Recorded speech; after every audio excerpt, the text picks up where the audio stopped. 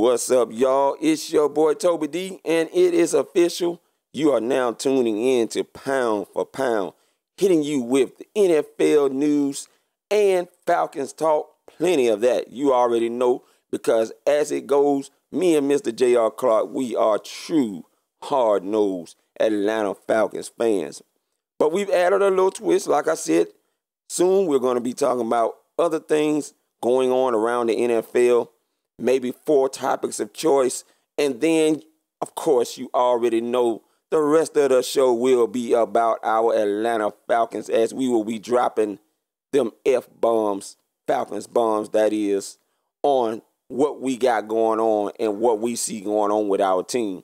And with that being said, without further ado, I got to talk about, finally, some news to come out today. Now, it was official already that we knew that Dan Quinn has passed the baton over to Mr. Marquand Manuel as he promoted him up to defensive coordinator of the Atlanta Falcons defense. And I love the move, especially after hearing this guy talk today. Got me excited. And you should have seen me at work. I was like, whoo! And there was some other words, and I know I'm Christian, that came out. I'm still working on the mouth thing. I'm still working on it. Now, you won't hear me already talking about that with the mouth thing on here, because I try to keep it right. You know, it wouldn't be right for me to do that. It just happened to come out, though, at that moment. I'm just going to be honest and admit it right now. It came out at that moment. And, hey, I repented. I'm moving on from it. So don't try to hold it against me, and don't judge now. I'm just kidding. I'm just kidding. But let me get to talking about Marquand Manuel. What got me excited? I got excited just by hearing him say logo, and I'm going to tell you why. Today he mentioned some things that have to deal with situational football, where the offense is on the field, and what type of things the offense likes to do, and personnel that's on the field. And everything that came out of his mouth sounded just like he knew what was going on. And when you've been in the league, playing in the league for 8 years, and coaching for another 3 or 4 years, you should have some knowledge by now. And this guy sounds just like it. And even though he didn't mention his influences on the 1-minute clip on the Atlanta Falcons site, it was tweeted out that some of his influences were Dick LeBeau from the Pittsburgh Steelers, Ray Rhodes, who was a head coach and been in the NFL for a long time and has a lot of Super Bowl rings, and Mr. Dan Quinn, of course. And you know what all 3 of those guys have in common and what they spell? Aggressive, and yes, more aggression. So what does that tell you? Marquand Manuel is not going to hold back when he's calling plays on the field. Marquand Manuel, because he knows this defense inside and out. Even Ricardo Allen said it himself. He is a no-nonsense guy, which means he knows this defense like the back of his hands, all the way down to the smallest details. So you're not going to be able to cut corners, because he knows the defense and what the defense actually should look like. Now, I love what Dan Quinn has done.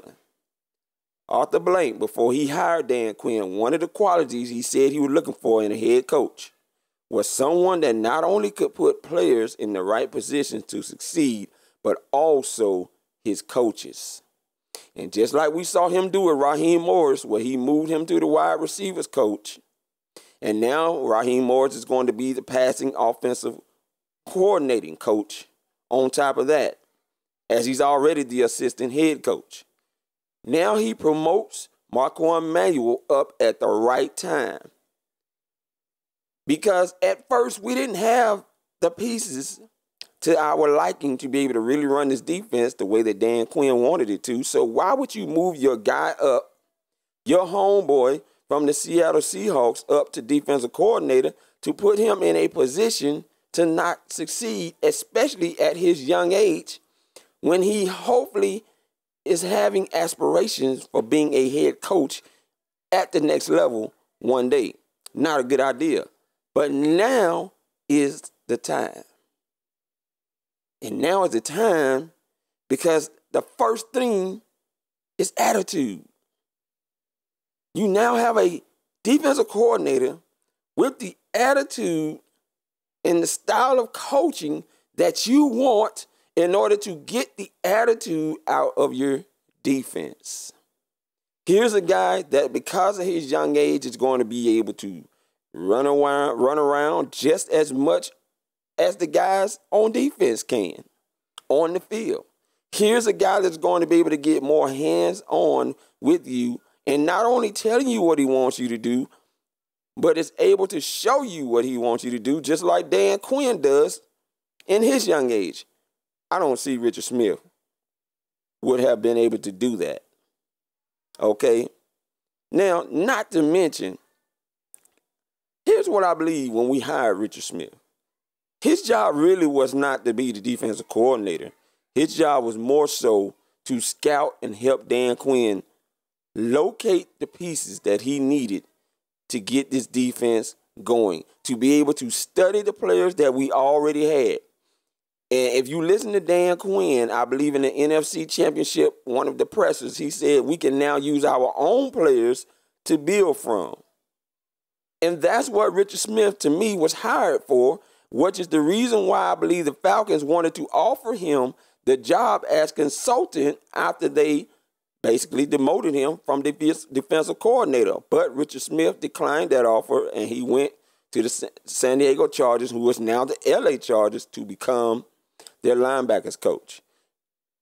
So, to me, Richard Smith was not going to be the long-term answer anyway. It was going to be one of Dan Quinn's homeboys. And what better person to move up to that spot than Mr. High, energetic Marquand Manuel. Now, here's the guy, and many of you heard the story, who asked Ellie Apple, the cornerback of now the New York Giants, did he like men? Now, of course, we know Marquand Manuel came out and apologized for that incident. But what does it tell you about this dude? He is not going to hold back with anything. He's going to let it rip. And he's going to have a defense that understands his character and how he does things. They're going to know they're going to be aggressive, and they're going to let it rip. Now, everything that came out of his mouth today indicated this much to me. Aggressive. And even though we didn't hear the influences that influenced him to inspire him as far as coaching goes, it was tweeted out that Dick LeBeau, Ray Rose, and of course Dan Quinn were some of his top influences. And what did those guys spell? Aggressive, aggressive, and yes, more aggression. Now you got attitude and you got aggressive play calling nature. You know what that does for a already young defense? They're going to let it run, and they're going to go and they're going to get you. And that's what I love. You hear them always talking about eat, dog, eat.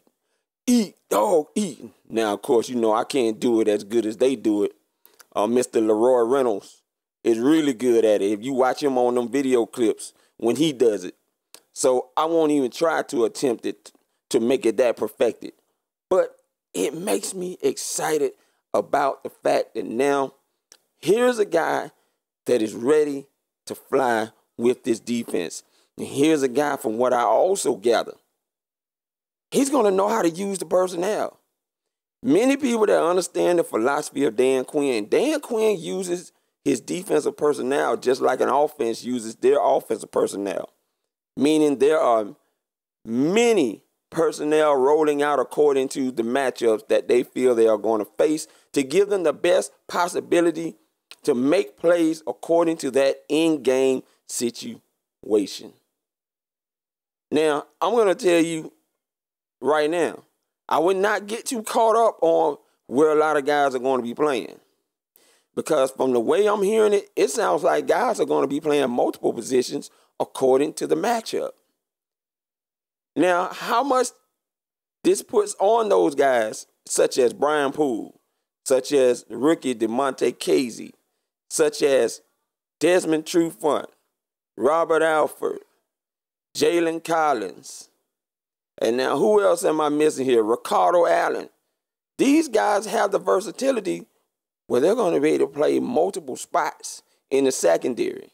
And you just very well may see guys switching from nickel to safety, from safety to nickel, depending on who they're matching up against and who is going to give us the best capable matchup to make the plays we need to play. And I'm heavily excited about the versatility that we're about to have on this team. And it also came out today for many of you who were wondering if Mr. Dontari Poe was just going to be a first and second down guy.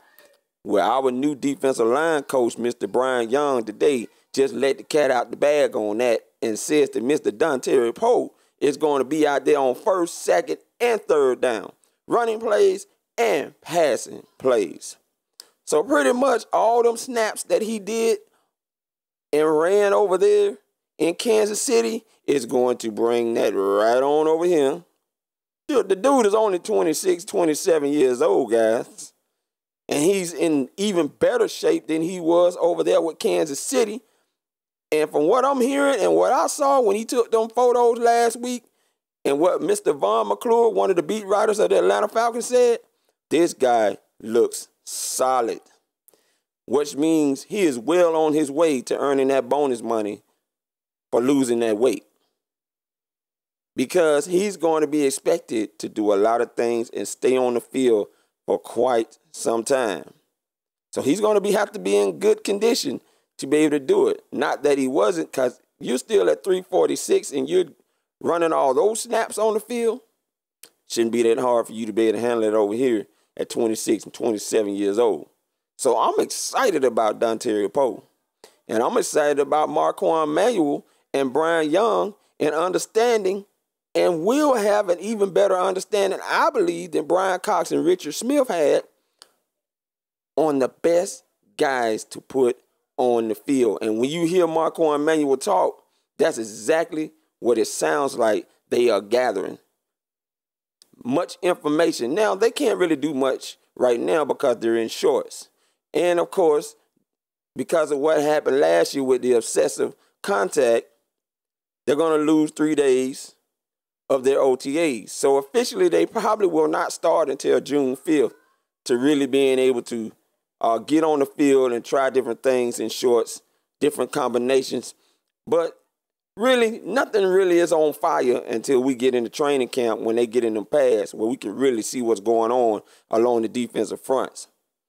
But, guys, we have so much defensive versatility right now and personnel that we're going to be able to do just about whatever it is we want to on defense. And I truly believe now that you have the attitude starting with your defensive coordinator and the aggression starting with your defensive coordinator, you're going to be able to become fast and physical, like Dan Quinn said he wanted us to be. And it's going to start week 1. It's going to start week 1 against the Chicago Bears. Here's your chance right here to make the statement, to show what you can do week 1 against the Chicago Bears, and first shutting down that run, Mr. Jordan Howard, and shutting down whoever the quarterback is going to be. I don't know if it's going to be Trubisky or is it going to be Mike Glennon. It doesn't really matter. We're going to make a statement, whoever it is. But that's pretty much all I got to say about that, man. Let me know what y'all think about Marquand Manuel after you heard him speak today during the presser. Please subscribe, comment, like, and I appreciate all the subscriptions and the likes and comments and the shares already that you all have done. I ask that you continue to do that from me and Mr. J.R. Clark. Look for more videos from me and J.R. Clark together and on a solo dolo basis. Again, this is Toby D. officially pound for pound, hitting you with the NFL and Falcons news. Peace. I'm out.